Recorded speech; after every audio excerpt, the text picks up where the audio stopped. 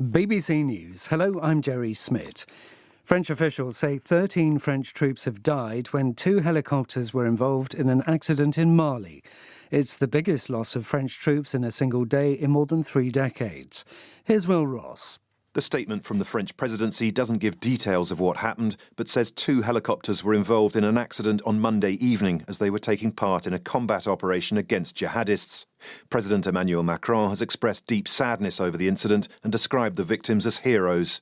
Since deploying to Mali in early 2013, French soldiers have led joint operations with armies in the Sahel region. Whilst there have been reports of some successful attacks against the Islamist militants, there is concern that the jihadist threat is steadily growing. This month, militants linked to Islamic State and Al-Qaeda have killed dozens of soldiers and civilians in Mali and Burkina Faso. The Maltese government chief of staff has resigned. Reports say Keith Schembri is being questioned by police investigating the 2017 murder of the journalist Daphne Caruana Galizia. Kevin Connolly reports. Keith Schembri has been a powerful figure behind the scenes of the Maltese government, and his departure brings the investigation into the murder of Daphne Caruana Galizia a step closer to the heart of power on the island. Mr. Schembri was very close to the Prime Minister Joseph Muscat, who insisted, after the resignation of his Chief of Staff, that he retains the confidence of his governing Labour Party.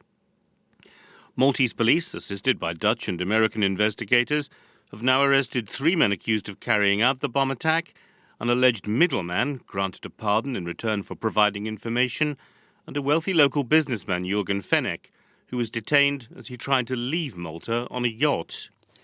The UN Environment Programme has warned of disastrous consequences if governments, industry and private individuals fail to drastically ramp up efforts to slash greenhouse gas emissions over the next decade.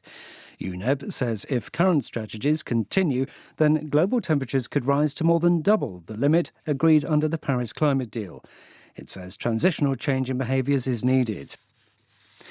Rescue workers in Albania are digging through rubble of collapsed buildings after the country was struck by its strongest earthquake in decades.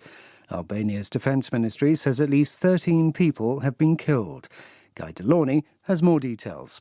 It's Albania's most powerful earthquake for decades. The initial 6.4 magnitude tremor hit just before 4 in the morning.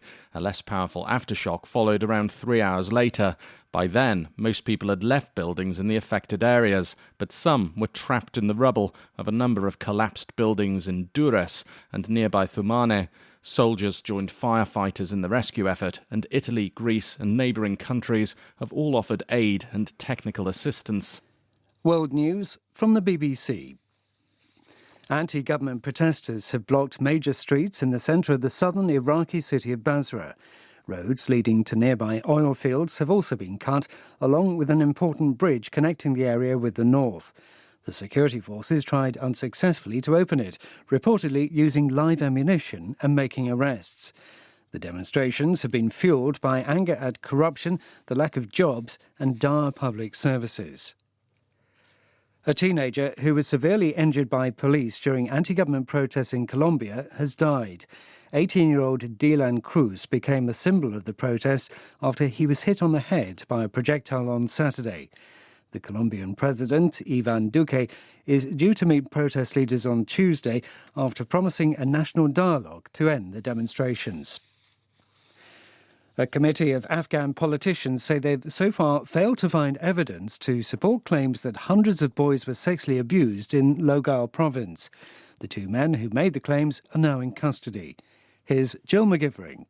The allegation of the sexual abuse of schoolboys in Logar surfaced earlier this month. 2 investigators, one a social worker, said more than 500 boys were assaulted by teachers, older students and local officials. They found more than 100 videos of the abuse on social media. Since then, at least 5 of the abused boys have allegedly been killed by their families. But a parliamentary team says it's so far found no evidence of sexual abuse. The security forces say the activists have now retracted their claims. An Indian woman says she was attacked as she tried to enter a conservative temple in the southern state of Kerala. She told reporters that as she got out of her car to climb the hill to Sabarimala Temple, a man sprayed chili powder in her face. A suspect has since been arrested. Last year, India's Supreme Court removed a ban on women of childbearing age entering the temple. BBC News.